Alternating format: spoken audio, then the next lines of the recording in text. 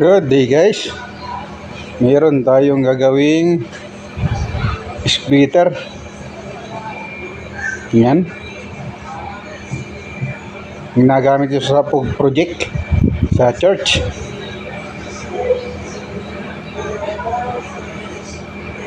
From computer to TV o monitor. O sa ano to? Pwede rin sa projector. Yan. Nabaklasan natin. Hindi natin nakita yung pagbaklas at medyo mahirap baklasin yung tornilyo niya.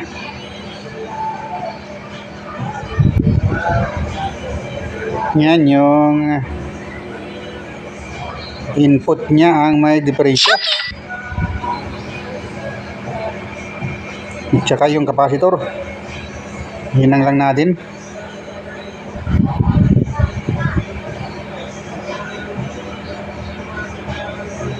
Yan.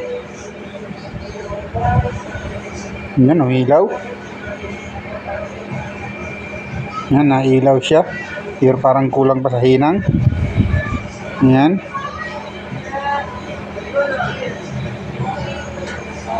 Meron yan sa may kamay din natin. Yung capacitor niya medyo maluwag din. Kaya ayusin natin yan. Ayan.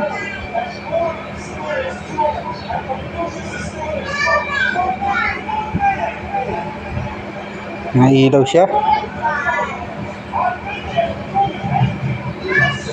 Yan, maluwag.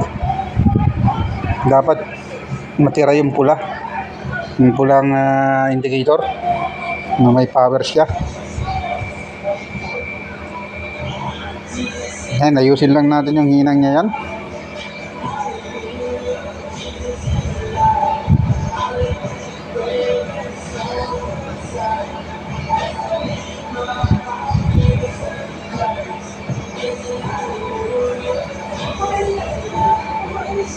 Linisin lang natin yung paghihinangan niya.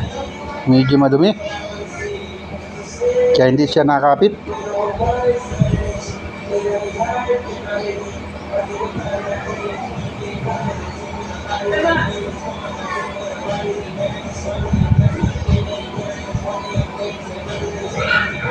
Ayan.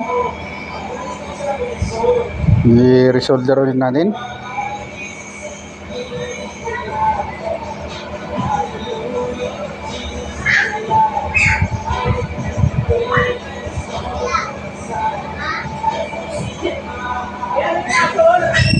Okay.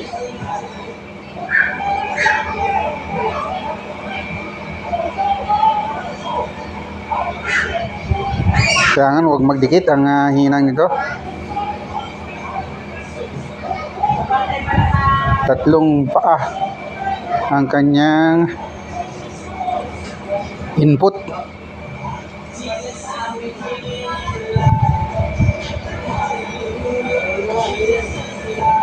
Kailangan magawa ito at gagamitin nila sa kanilang anniversary.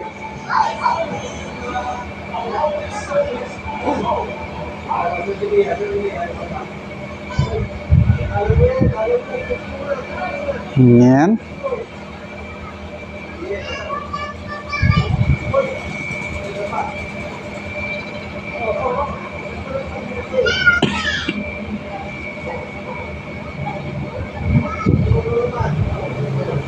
Medyo kaskasan pa natin. Parang ayaw pang dumikit. Napakaliit ng kanyang kontak. Nawawala yung ating brush dito. May brush tayo dito na ginagamit panlinis.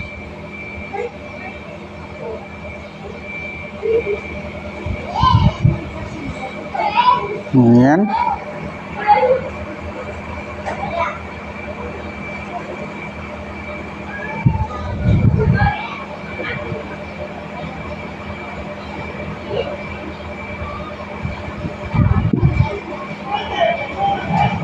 Lagyan natin ng soldering paste.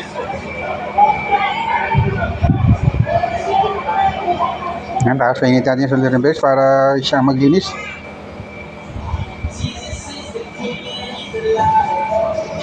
Tapos i-resolder ulit natin yan.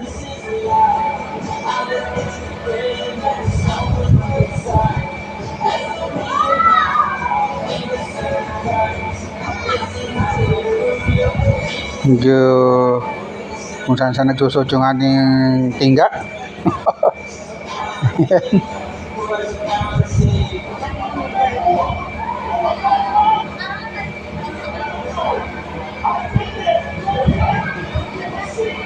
Kitang-kita yung ating hinihinang sa laki ng kamay.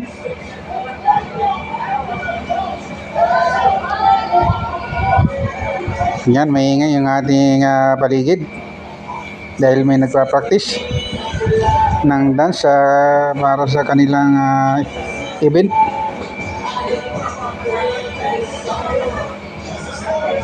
Yan, focus lang tayo dito kahit na may maingay.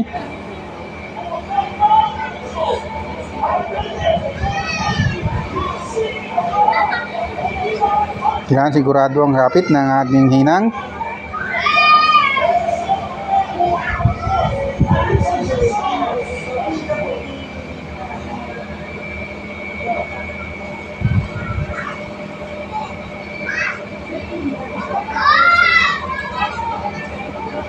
Sinisigurado lang natin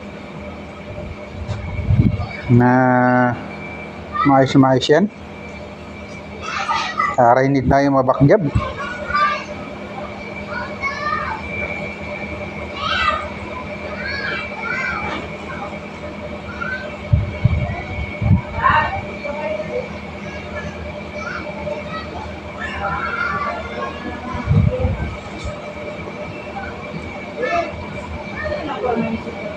Okay. Tapos niyan,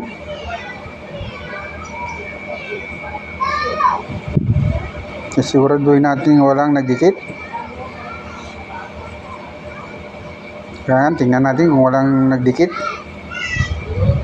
Pag nagdikit yan, sabog yan. Kagwang na yan. Yan, testing. Yan, kailangan naiiwan yung kulay red. Yan.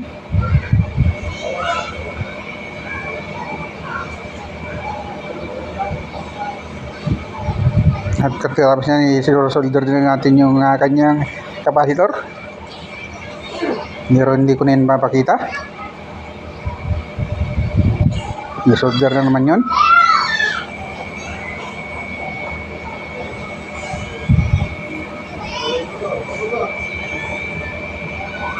Okay.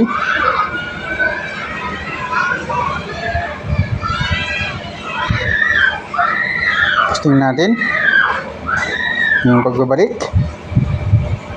Medyo ito eksakto dito. Na mahirap ito tanggalin. Mahirap din ibalik. Magaling yung karpintero nito. Ano? Napakasikip niya. Kailangan mapatama mula sa butas yung mga output nito.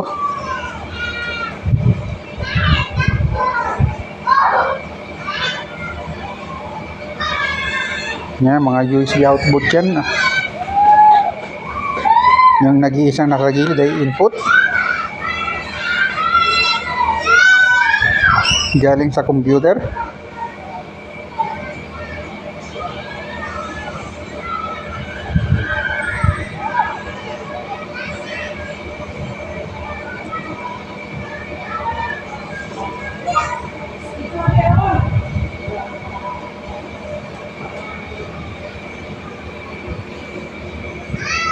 Yan.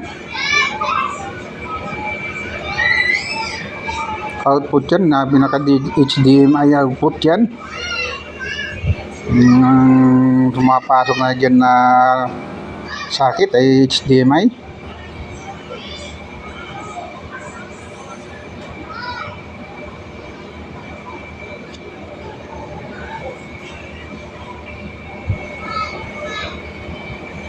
Yan, kailangan tumapat yan sa butas.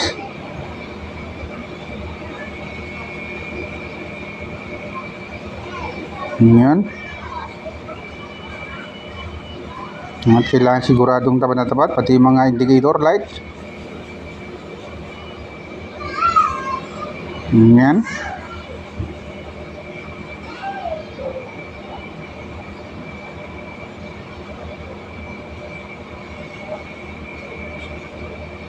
At mahirap siyang itapat. Yan. Yan at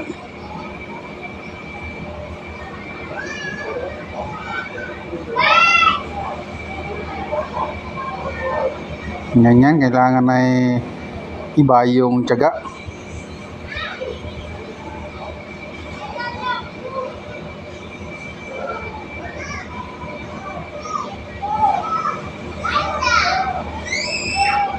Okay.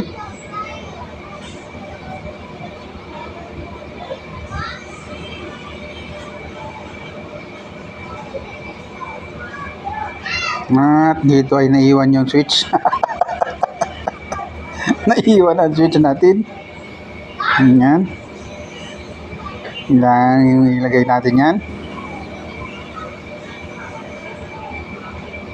Lalo nang sisikip ito. Dahil halos walang space.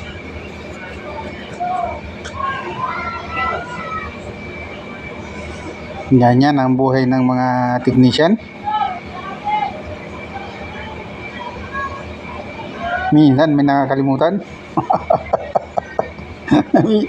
Madalas ang minsan. Ayan.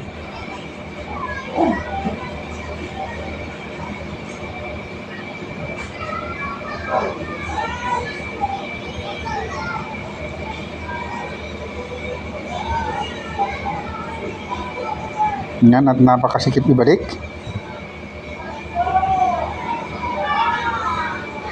Napakasikip mga lodi. At dito ay masusungkit pa natin yung kanyang kapasitor. Yeah. I-solder na natin ulit yun. Ganyan kahirap yan. Napakasikip. Ayun, tumalsik yung kapasitor. Walang pa ang kapasitor to. Yan. Pero madali yan ibalik. Lalagyan na lang natin ng paa yan para may ano natin, may kabit natin yan. Madali lang yan. Lalagyan lang natin ng wiring na yan para hindi na mahirap ikabit.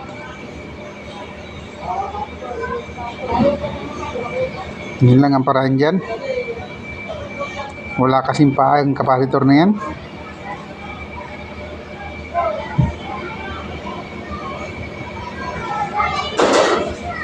Nahulog pa yung switch. Ngayon, hanapan time ito. Tumalsik ang kagwang.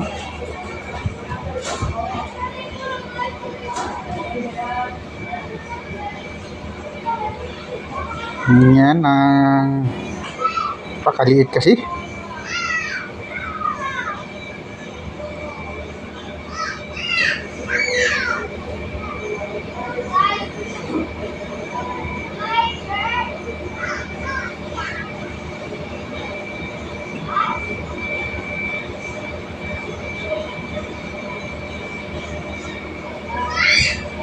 Yan, at nakibig na natin yung kapasitor. Hindi natin pinakita.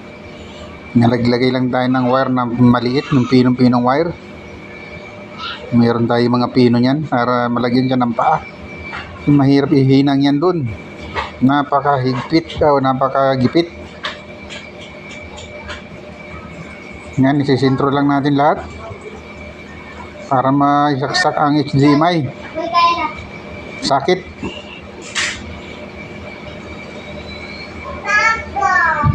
Yan. Kailangan lang ng tsaga sa pag-isentro niyan.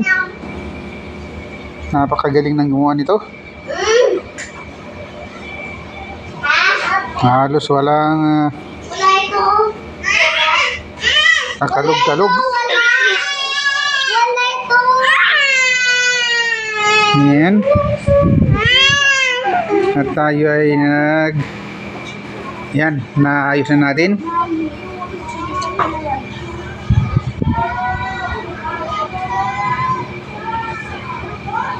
At ayan, at iilaw na siya. Yan. Switch on at switch off. Long press. Yan. Pwede na natin ibalik yung kanyang cover.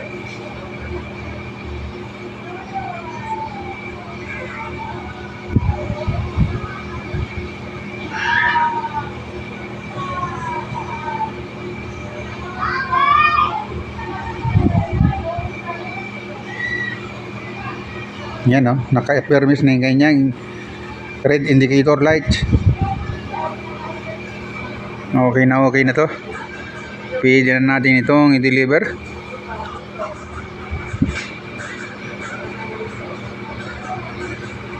Yan. Ibalik na natin yung mga cover.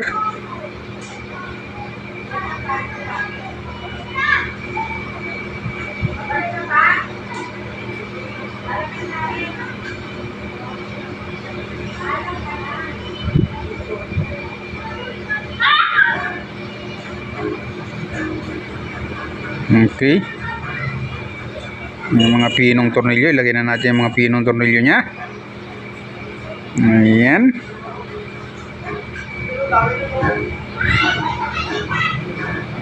At yan na-tornilyo na natin. Okay na to.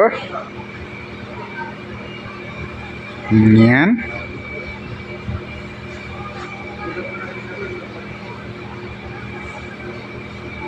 Dito ay kwarta na naman.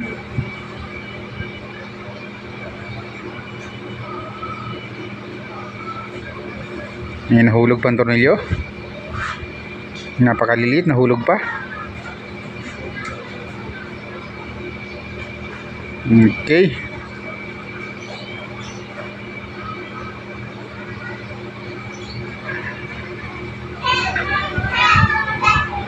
Ayan.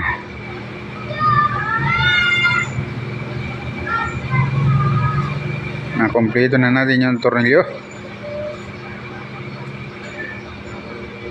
Yes. Testing uli. Ayan na. Umilaw na. Ayan o. Okay. At nagtamsak na tayo dyan. Dahil okay na. For deliver na to. Thanks for watching guys.